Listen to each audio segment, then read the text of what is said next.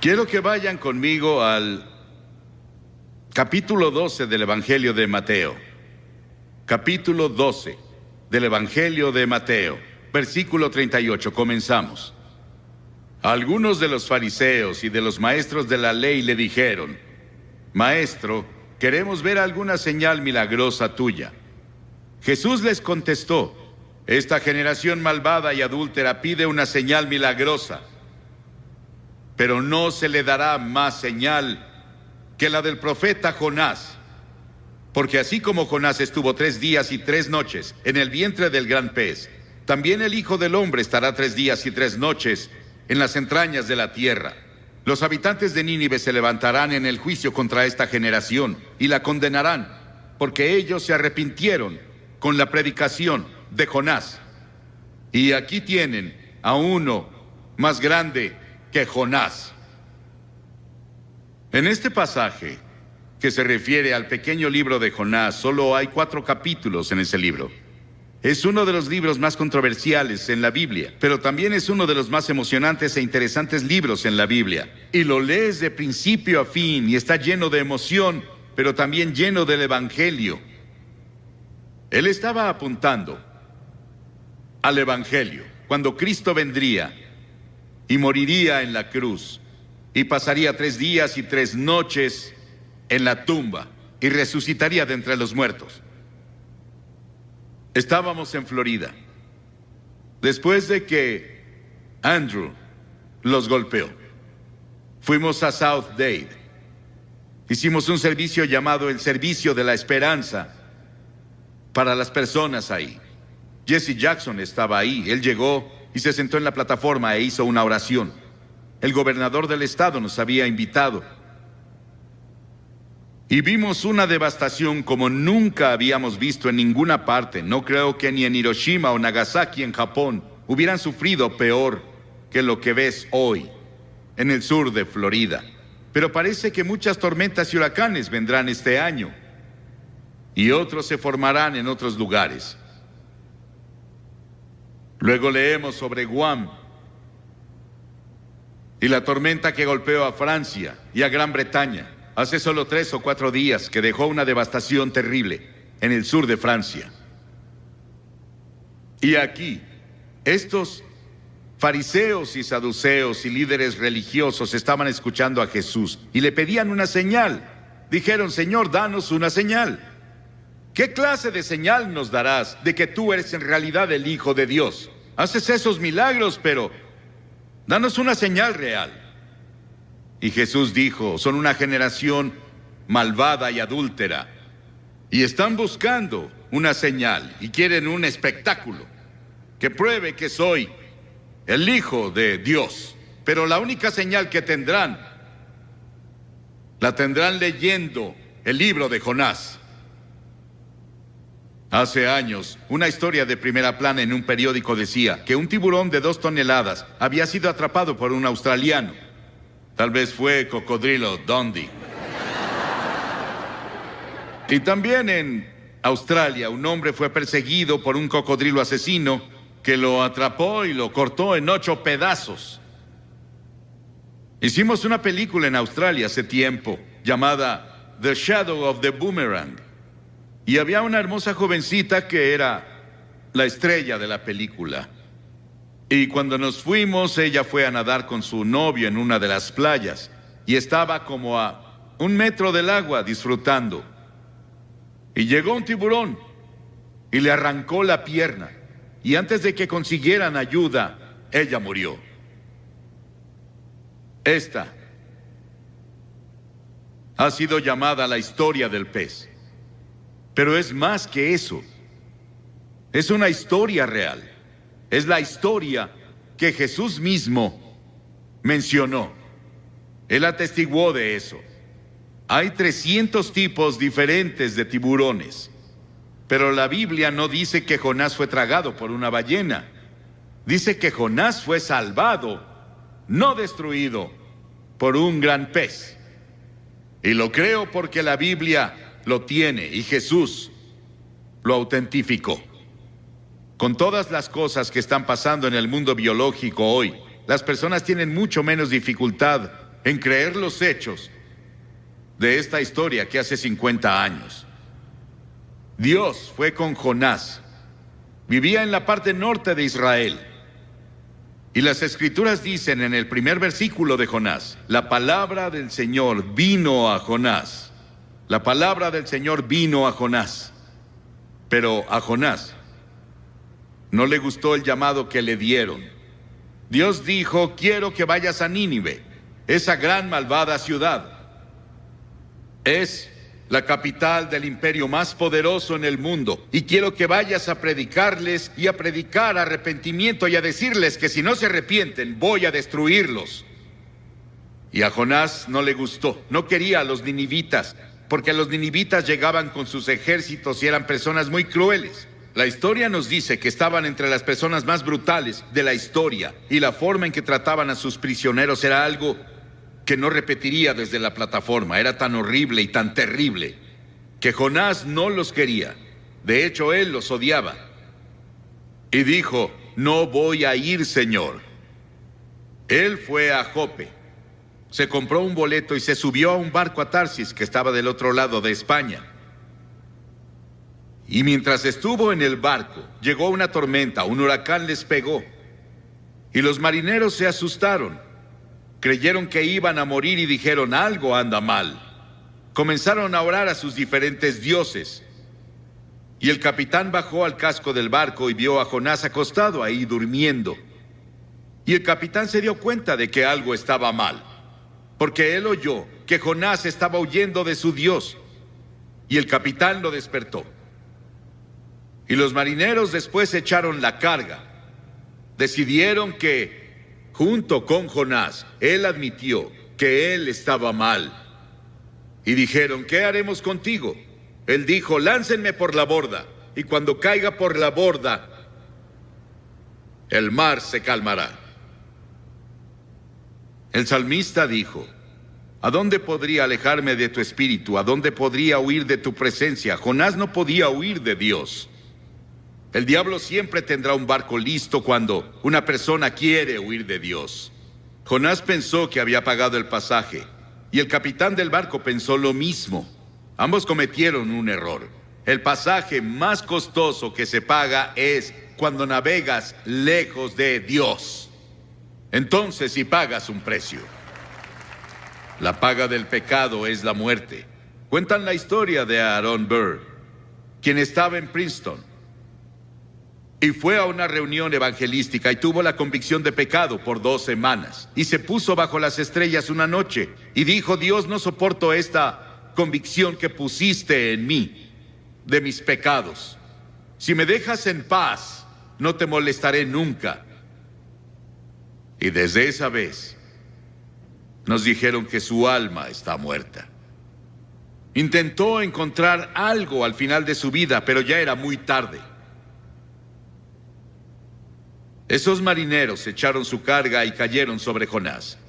Y Jonás cambió de opinión, y Dios preparó un gran pez. 3 días y 3 noches tuvo para pensarlo. Qué terrible agonía debió sentir.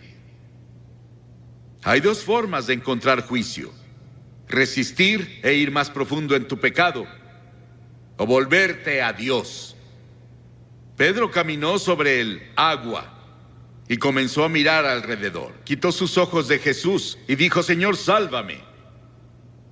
La Biblia enseña que estamos muertos en transgresiones y pecados. La Biblia dice que eres un cuerpo, pero dentro de tu cuerpo está tu espíritu, tu alma. Es la parte con la que puedes tener comunión con Dios. Y está muerta. Y solo tienes vida por el Espíritu Santo cuando llegas y te arrepientes de tus pecados y recibes a Cristo como tu Señor y Salvador. Dios provee todos los medios de escape, pero tú estás atado de manos y pies por tus pecados. El Espíritu debe venir y cortar las cadenas, y luego tú saltas a tu libertad. Porque verás, esta historia nos cuenta la historia de la cruz. Que Jesucristo murió en la cruz, que fue enterrado, que resucitó y está vivo esta noche, Él quiere entrar a tu corazón y cambiar la dirección de tu vida y darte paz y gozo como nunca has conocido. El Evangelio de Jonás. El Señor dio una orden y el pez vomitó a Jonás en tierra firme. Y la palabra del Señor vino a Jonás por segunda vez. Dios le dio otra oportunidad. Dios dijo: ve a Nínive. Y Jonás se levantó y fue a Nínive de acuerdo con la palabra del Señor. Y él clamó y dijo, comenzó a hablar en Nínive y dijo: Dios los librará por otros 40 días. Pero arrepiéntanse, arrepiéntanse. El juicio ya viene. Ese era Dios hablando a través de su mensajero. Ahora Jonás no quería hacerlo. No sentía ganas de hacerlo. Pero estuvo entregando el mensaje del Señor. Y el mensaje de Jonás no daba promesa de misericordia. Era un mensaje de arrepentimiento. Pero las personas de Nínive creyeron su mensaje. Y la Biblia dice que el avivamiento más grande, la mayor campaña evangelística en la historia del mundo, tuvo lugar en Nínive. Era una ciudad de tal vez 600,000 personas, más o menos según el comentario que lean. Y toda la ciudad, desde el rey hasta el más bajo, se arrepintieron. El rey se quitó el manto real, bajó del trono, fue a la calle, a la tierra, en cilicio y cenizas, y se arrepintió de sus pecados.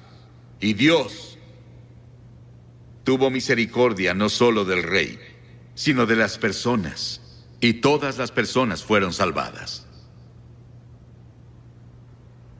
Eso podría pasar aquí. ¿No sería maravilloso si Portland, toda la ciudad, todo el estado de Oregon, todo el noroeste, se volviera a Dios?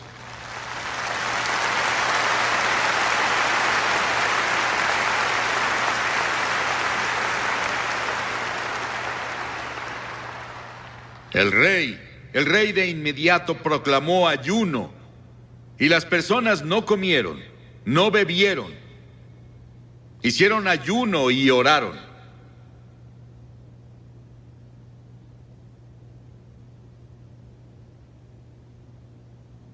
Tuvieron un gran avivamiento espiritual en Nínive. Los habitantes de Nínive, dijo Jesús, se levantarán en el juicio contra esta generación y la condenarán, porque ellos se arrepintieron con la predicación de Jonás.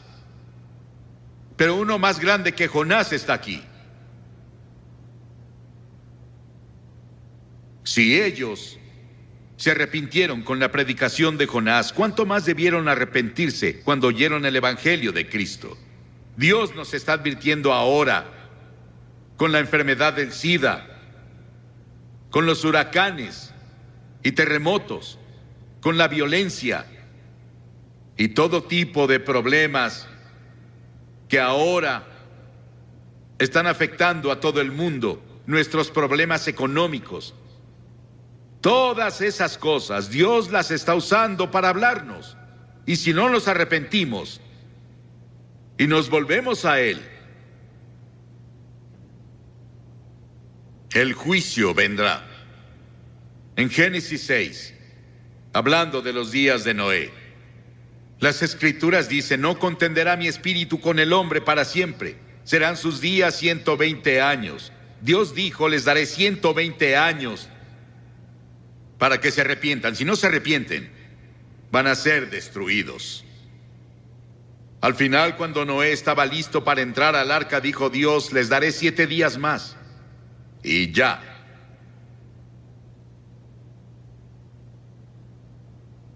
La gracia de Dios es más grande que nuestros pecados. Nínive escuchó a un predicador. ¿Cuántos predicadores has escuchado? ¿Cuántos programas de televisión y radio cristianos has escuchado?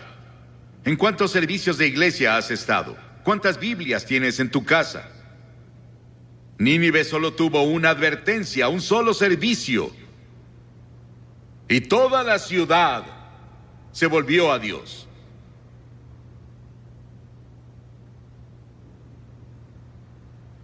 Jonás no estaba feliz con todo eso. Él no quería ver a las personas de Nínive salvarse.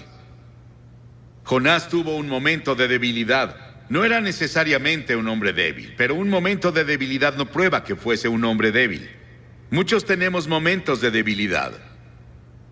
Y muchos hemos hecho algo que no deberíamos hacer en un momento de debilidad, pero si te arrepientes de inmediato y dices, Señor, lo siento, por favor, ayúdame a no hacerlo de nuevo, Él te perdonará.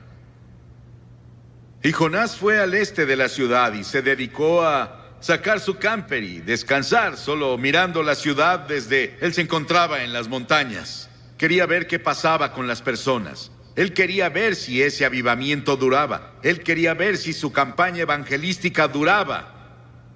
Y él no lo creyó porque no tenía confianza en las personas de Nínive. Él no tenía confianza siquiera en Dios, en que Dios podía hacerlo. Pero Dios preparó una planta para que creciera sobre él y lo protegiera del viento y de quemaduras del sol. Jonás se apegó tanto a aquella planta que casi se enamoró de ella.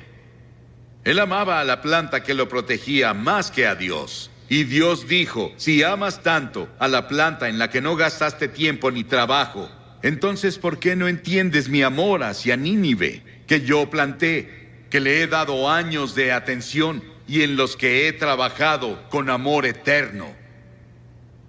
Esa es la base de la gracia de Dios hacia nosotros. Hizo que nacieras. Él puso tiempo y esfuerzo a través de tu familia, como Bob nos dijo hace unos minutos. Él derramó su amor. Y las Escrituras dicen que Dios demuestra su amor hacia nosotros, que aun siendo pecadores, Cristo murió por nosotros.